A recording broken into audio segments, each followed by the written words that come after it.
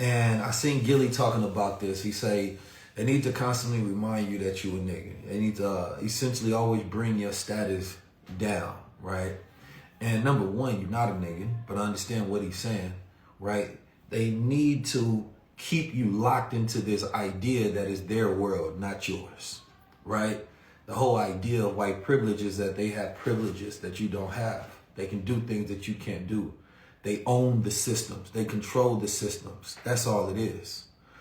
The reality of it is they never want to create this idea of black privilege, right? Nepotism, right? To where you have this sovereign thought process to where you can break the rules and create your own type of success, because that creates a narrative in the heads of young children, right? And men, and they know how we get inspired when we see stories. Storytelling is the most powerful thing, right? That a black father who was a Hall of Fame, right, rose to prominence and brought his sons up, and his son is able to go in there as a first round draft pick, right, and conquer the NFL on his own terms. That storytelling is very powerful, but it's also very dangerous to their business, because their business is all based on your insecurities. You're going to take less when you think less of yourself. When you think more of yourself, right, then you require more. And so this idea that we haven't learned is the fact that if we don't control the system needs to control us. And that's why regardless of what happens, if you don't create parallel systems, you will lose. That no matter how nice somebody may be to you, no matter how much somebody might smile in your face, they will never recognize you as equal or superior, right? Because the narrative always has to be that you are less than, right? And so anytime somebody believes that, oh, you overthinking it, no, you're not thinking at all.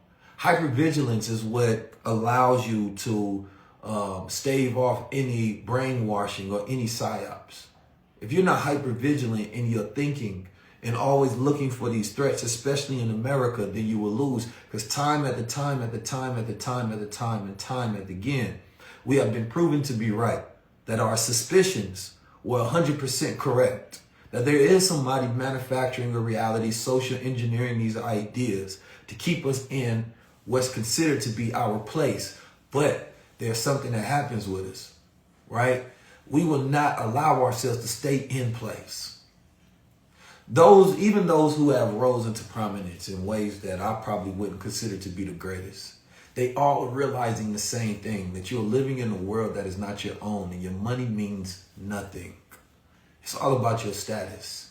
There was a time, if you go back to 7-Eleven and you go back to Spain when the Moors had conquered Europe, how did they do it? They did it by being indispensable, number one. They didn't just do it by going over there with guns and bullets and violence. They controlled things. They controlled systems of knowledge and medicine, right? They controlled the sciences and things of that nature. That's your history, right? They set up councils to where they had power. They were the ones who told the story. But they weren't greedy in the sense that they needed to conquer all of Europe. They were happy, right, with what they had taken over there, and their influence has spread across the world.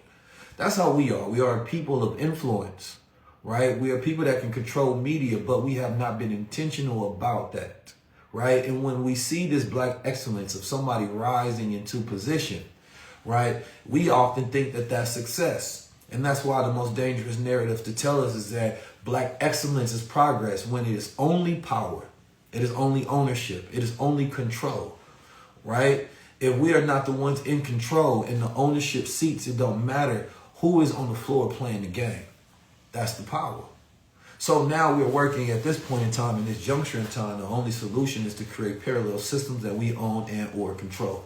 Whether that's in the NBA, whether that's in the NFL, whether that's in media, the deals, no matter if somebody gets a $100 million deal, that don't matter, right? It doesn't matter what one individual does. Only thing that matters is how the collective wins, right? If we're not creating the jobs, if we're not controlling the economy, if we're not indispensable in some sort of manner.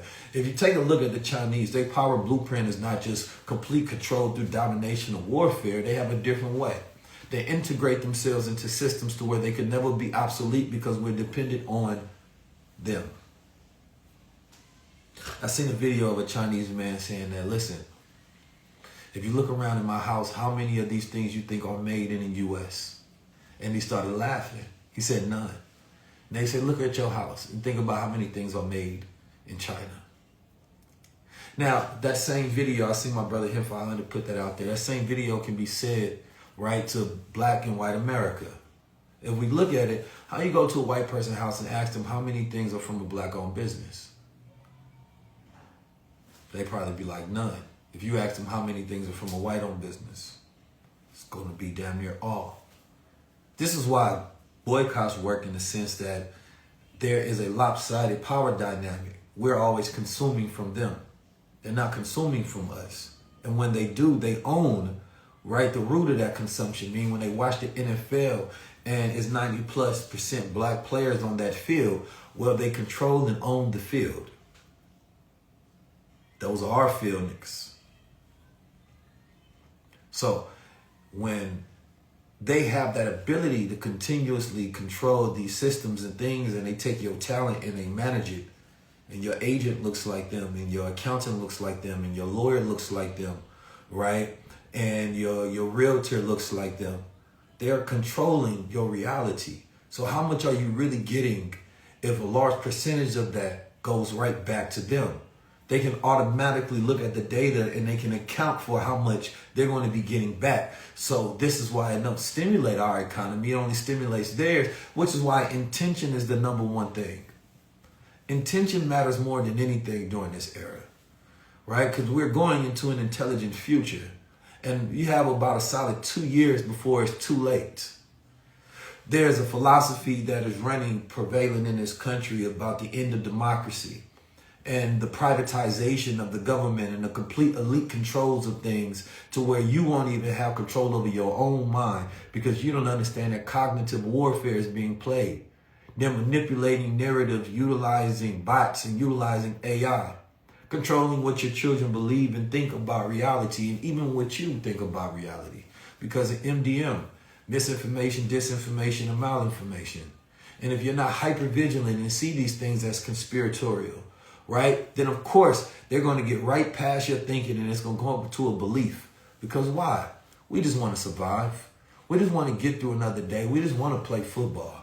We don't want to think about politics and football. We don't want to think about the collusion of the NFL. We don't want to think about these things, but they do. They think about them every single day. They put them in their blueprints. They put them in their plans, and they understand when something can destroy what they've built. They understand when you own something and you have power over it, that power is a prized possession. And so therefore, you can't allow nothing to disrupt that power. Even if it's something that may seem minute to somebody else, a small win to you could end up being a major loss to them. So control of narrative is important. That's why they don't invite nobody to their barbecues. And historically, we've always wanted to let a rimrick in. We've always wanted to let other people in because we really just wanted escapism. We really just wanted to have a good time. We really just want to watch football. Just be entertained. Just be controlled. And you just want the masses to act nice to us while they're controlling. But the reality of it is that time is gone.